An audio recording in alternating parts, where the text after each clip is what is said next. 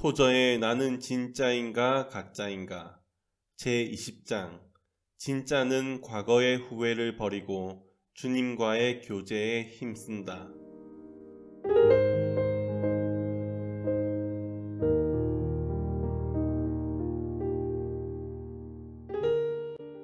오늘날 복음주의적 교회는 옳으면서도 잘못된 이상한 상태에 처해 있다.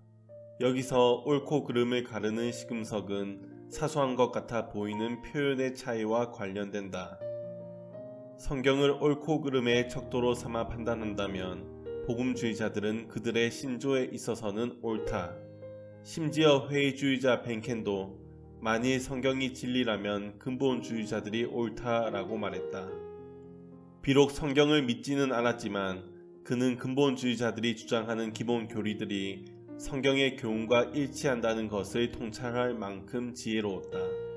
그렇다면 도대체 우리는 왜 옳으면서 동시에 잘못된 것인가?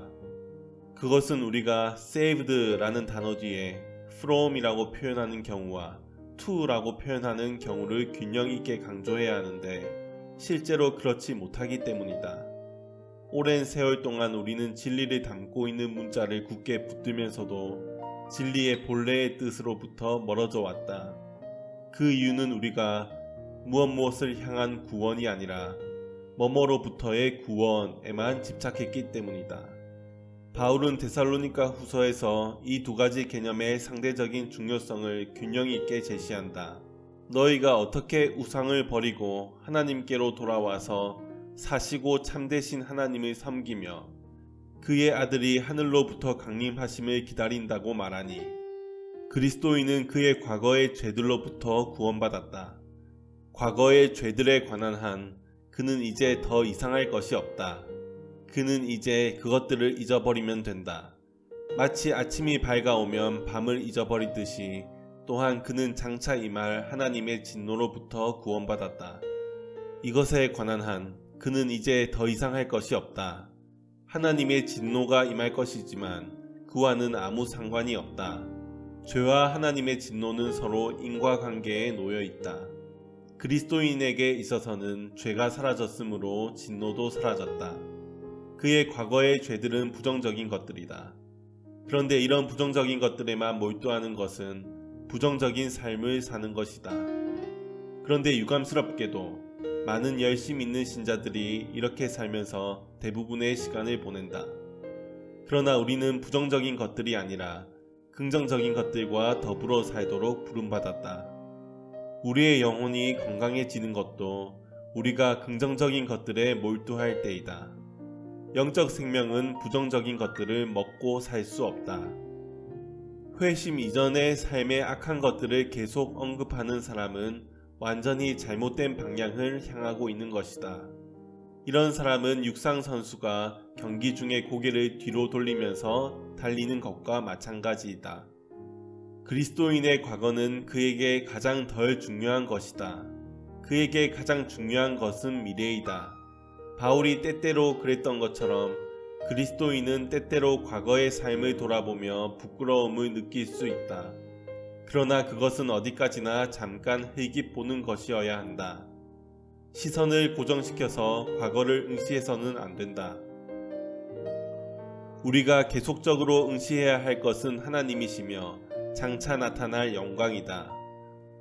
뭐뭐로부터의 구원과 무엇을 향한 구원의 관계는 중병과 회복된 건강의 관계와 같다. 의사는 이 두 극단의 사이에 서서 우리를 한쪽에서 다른 한쪽으로 향하게 한다. 중병이 치료되었다면 그것에 대한 기억을 마음의 변방으로 밀어내어 점점 희미해지다가 결국에는 사라지게 만들어야 한다. 병을 치료한 복된 사람은 건강해진 몸에서 나오는 힘을 사용하여 인류를 위해 유익을 끼쳐야 한다.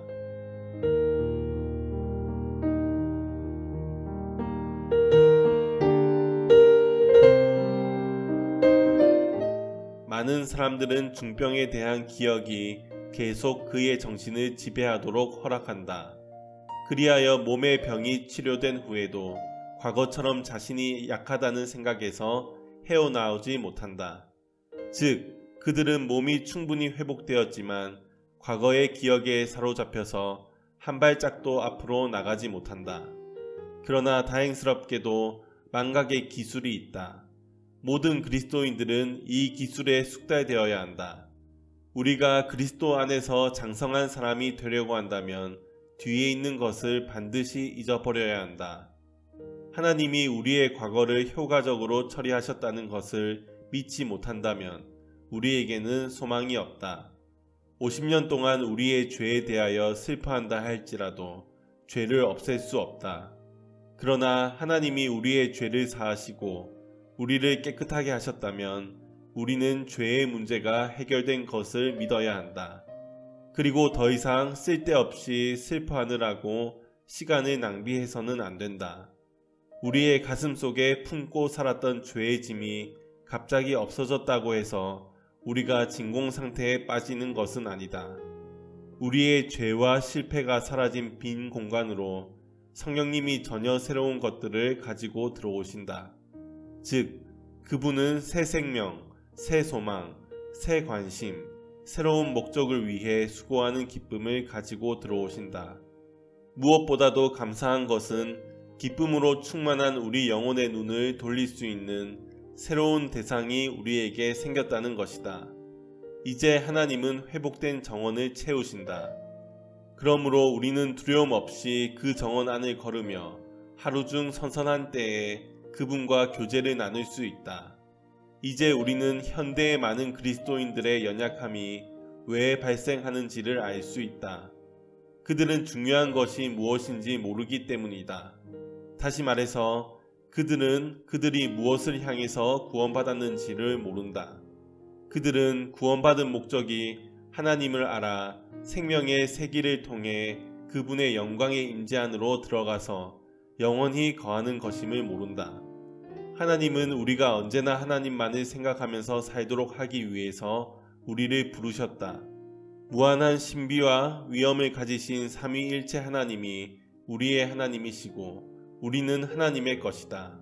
하나님의 선하심과 거룩하심과 진실하심을 체험하려면 영원이라는 시간도 부족할 것이다. 천국에서 우리는 밤낮으로 황홀경 상태에서 하나님을 예배하면서 안식을 취할 것이다. 이제 우리는 우리가 바로 그 천국으로 가고 있다고 고백한다.